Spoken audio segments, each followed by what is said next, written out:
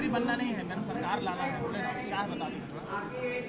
मेरा लक्ष्य आने वाले इन 5 सालों के लिए यही था कि अपने विधानसभा क्षेत्र के लोगों से जुड़ के रहूँगा। सरगुजा लोकसभा, सरगुजा संभाग के साथ में छत्तीसगढ़ में जो कांग्रेस के लिए काम कर सकता हूँ मैं करूँगा। और मेरा एकमात्र लक्ष्य मेरे राजनीतिक जीवन का अब ये है कि 4 साल बाद जब चुनाव होंगे उसमें कांग्रेस की सरकार है। कई कारण होते हैं, कई कारण रहते हैं, तो कहीं ना कहीं कोई कमी हुई होगी तभी हम हारे। तो वो कमी हमको उसकी हम लोगों ने चर्चा भी की है, हम जानते भी हैं और उसमें निश्चित रूप से सुधार होगा। उस विश्वास के साथ हम लोग चलते हैं।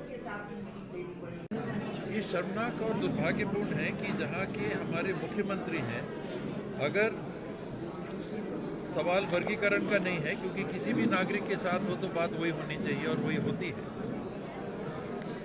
अनुसूचित जनजाति समाज की एक माइनर बच्ची के साथ दुष्कर्म होता है और उस संदर्भ में कोई संज्ञान अगर नहीं लिया जाता है मुख्यमंत्री जी के क्षेत्र में, तो ये पूरे प्रशासनिक ढांचे के पूर्ण असंवेदनशीलता का और विषमता का एक बड़ा प्रभाव है। आप जब भी कुछ कहते हैं प्रदेश में सरकार क्या कहना है उसका? मैंने तारीफ नहीं की, मैंने ये कहा कि 109 करोड़ लंबित थे और मैंने उसके लिए पहल की थी। तो हम लोग की बात का वजन पड़ रहा है, चल रहा है, आपने उसको ध्यान दिया और पूरा कर दिया। तो मैं क्या कहूँ कि उनको झंडा उठा के चलने दूँ कि हमने कर दिया, कांग्रेस ही नहीं कर पाए। हम राजनीति में हैं, अगर कहीं मेडिकल कॉलेज में 109 करोड़ रुपए जो पेंडिंग थे वो रिलीज़ किए गए, तो हम भी तो पहल कर रहे हैं। पूरा मैदान उनके लिए छोड़ देना है क्या? भाजपा कर रही है। अभी मेकाहारा का अस्पताल है, वहाँ 700 से ज़्यादा बिस्तर के अस्पताल का मुख्यमंत्री जी ने शिलान्यास किया था, हम लोगों ने उसको चालू किया था। अभी मैंने सुना कि उसको चालू कर दें तो हम लोग भाजपा जिंदाबाद, भाजपा जिंदाबाद, भाजपा ने मेकाहारा खोल दिया, हम लोग ये करें? हम लोगों ने किया, हम लोगों ने चालू किया और उस क्रम में बहुत काम और है जो उनको करना है। उसमें जो सरकारी हमारे बंगले हैं वो मेकाहारा के डॉक्टर्स के लिए बंगले बने थे, उसको गवर्नमेंट सर्वेंट्स ने, IAS अधिकारियों और अन्य ने अपने कब्जे में देवेंद्र नगर को ले रखा है। जो जेल थी, पुरानी जेल है, उसको शिफ्ट करने की बात कांग्रेस शासनकाल में चल रही थी, वो वहाँ से शिफ्ट हो तो वो मेडिकल कॉलेज को उपलब्ध कराया जाए। ये प्लान कांग्रेस के शासनकाल में बन के रखा हुआ है कि उसको बहुत बड़ा केंद्र सेंट्रल इंडिया का हम विकसित करके बनाना चाहते हैं।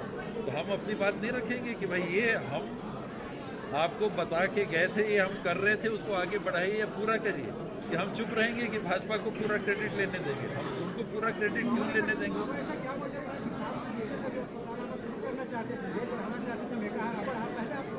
उसमें शिलान्यास हो चुका था, नाबार्ड से फंड लेना था। नाबार्ड से जो शर्तें रहती हैं कि कितने % ब्याज में आप दोगे, अन्य बैंक कितने % में ब्याज दे रहे हैं, ये नेगोशिएशन चल रहा था। तो नाबार्ड से अब जाके अनुबंध हुआ और उनने पैसा देना तय किया। उसमें जो डिले हुआ चालू करने में, वो नाबार्ड से जो फंड मिलना था वो कारण था, अभी वो हो गया। किस तरह से महत्वपूर्ण और कार्यकर्ताओं को किस तरह से रिचार्ज किया जा रहा है चुनाव होने में? आज हमारी AICC की प्रभारी सचिव माननीय सरिता जी आई हैं और उनके दौरे के पीछे जो प्रमुख बिंदु हैं, वर्तमान राजनीतिक स्थिति की समीक्षा, संगठन की समीक्षा, जो आने वाले चुनाव हैं नगरीय निकाय और पंचायती राज के, उनके संदर्भ में चर्चा, और उदयपुर डिक्लेरेशन जो है उस संदर्भ में भी रिक्त पद जहां पर हैं, रिक्त पदों के भरे जाने के संदर्भ में वर्तमान स्थिति यहाँ पर क्या है, ये सारी बातों को लेके, साथ में संविधान और संविधान को लेके चुनौतियाँ, धान खरीदी, इनकी क्या स्थिति है, ये सारी बातों को लेके समीक्षा कर रही है।